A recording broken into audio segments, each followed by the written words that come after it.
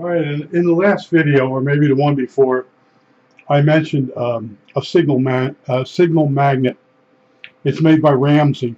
Down below, I'll put a link to the manual for the signal magnet. Now, the signal magnet is a piece of ferrite rod with a coil in it, and it's housed in a PVC pipe, a small PVC pipe. It's got a Faraday shield around it, and it uses an amplified board. So the ferrite rod itself, it doesn't put out a lot of signal. It needs to be amplified. Now, a box antenna, a 4-foot square box antenna, has a pickup coil, and that's where the signal comes off.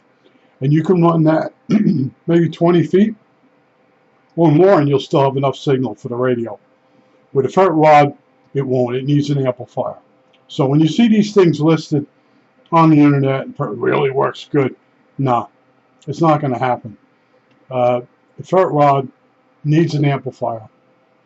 And then off the amplifier comes the equivalent of the pickup coil on the box antenna. And then you can run it a long distance. Now, if you were to take a coaxial cable and go up and go across the capacitor and the coil, this coil here, the coax has so many picofarads per 4 inches, 5 inches, whatever.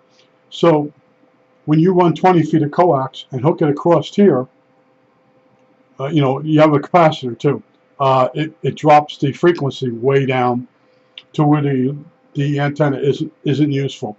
So there's people that will then redo the amount of turns. The whole idea is build a box loop,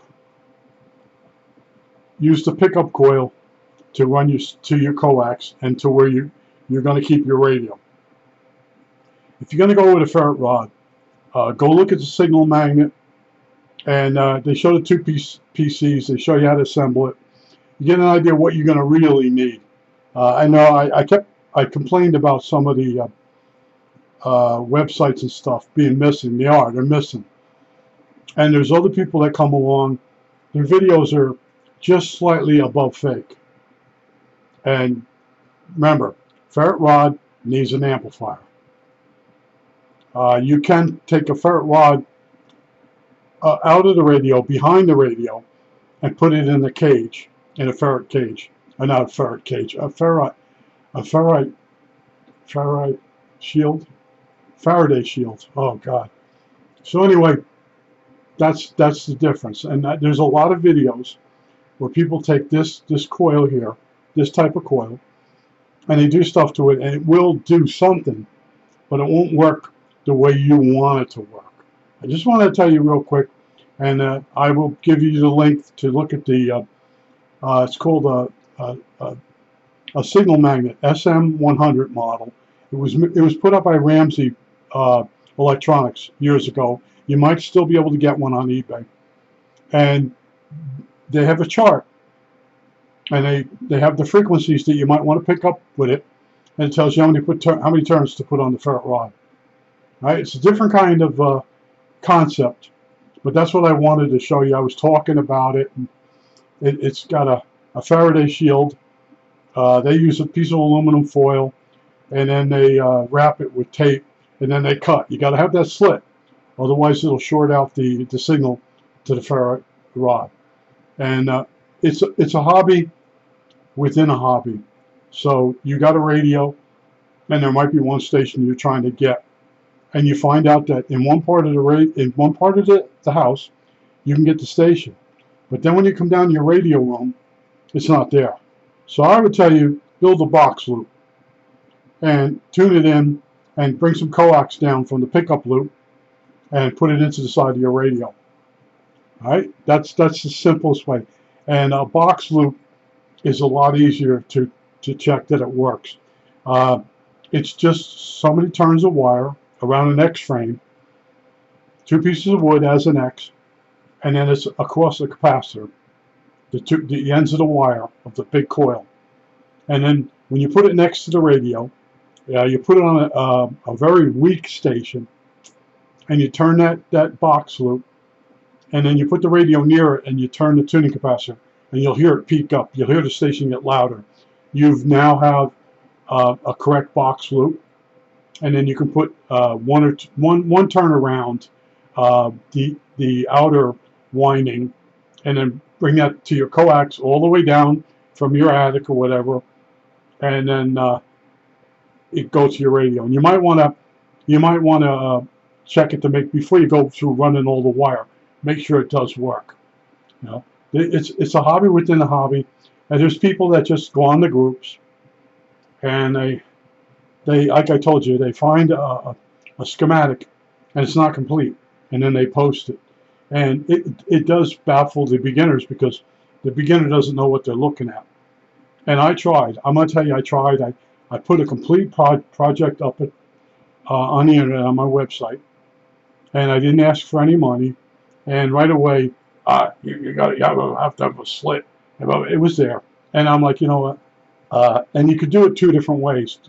The ferrite shield, ferrite, no, Faraday shield. See, I'm getting old, and the words are starting to get mushed together. But anyway, just wanted to tell you that there are products that are out there that have ferrite rods in them and a dial, and those go right next to the radio. That's why they work.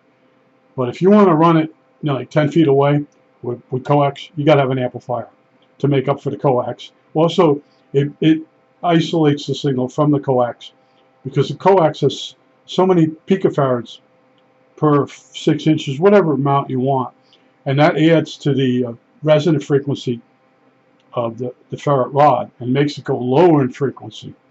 So you end up getting just a small segment of the AM broadcast band.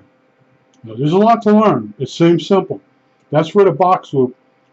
There's a couple projects on the internet.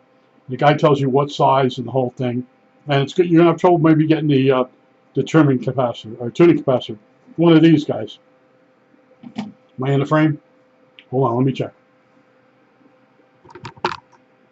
Yeah, so ground of this, and then these two lugs are tied together. So the coil would go, the big box coil would go between, one wire would go here, and the other wire would go to the frame. And then when you tune this tuning capacitor, that box loop will resonate, and then the energy will be transferred to the pickup loop, which is only like 1 or 2 turns.